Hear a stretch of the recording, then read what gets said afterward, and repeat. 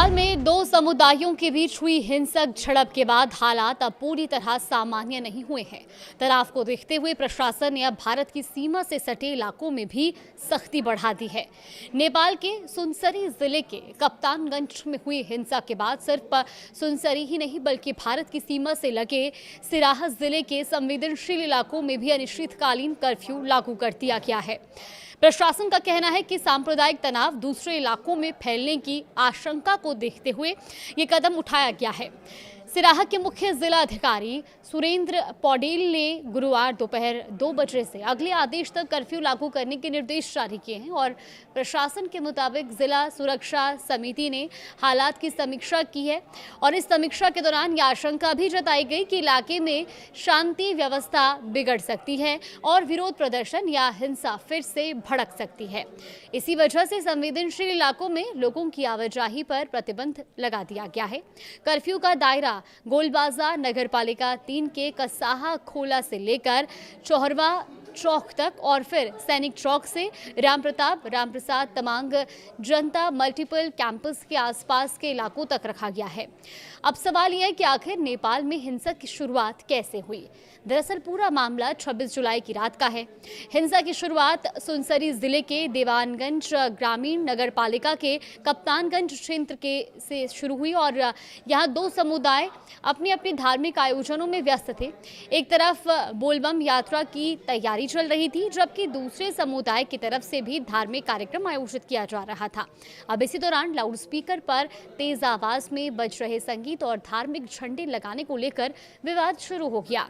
शुरुआत में दोनों पक्षों के बीच कहासुनी हुई, लेकिन देखते ही देखते विवाद हिंसक झड़प में बदल गया। दोनों पक्षों के बीच पथराव और मारपीट शुरू हो गई। इसके बाद कई जगहों पर तोड़फोड़ और आगजनी की घटनाएं भी सामने आई।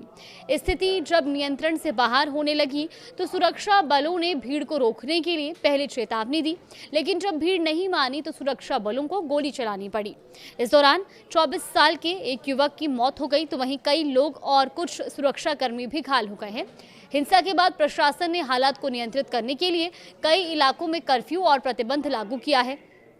प्रशासन ने साफ कर दिया है कि कर्फ्यू का उल्लंघन करने वालों के खिलाफ सख्त कानूनी कार्रवाई की जाएगी। पुलिस का यह भी कहना है कि स्थिति पहले की तुलना में बेहतर हुई है, लेकिन तनाव अभी पूरी तरह खत्म नहीं हुआ।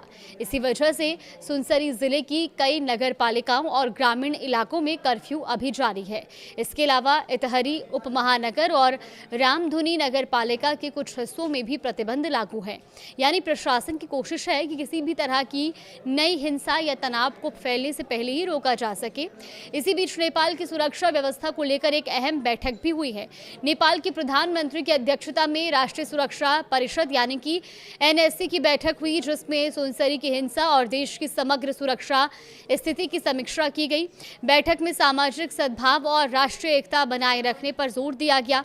साथ ही सभी सुरक्षा एजेंसियों और संबंधित संस्थाओं के बीच बेहतर समन्वय की जरूरत पर भी जोर दिया गया ताकि हालात को नियंत्रण में रखा जा सके और किसी भी संभावित तनाव को समय रहते रोका जा सके।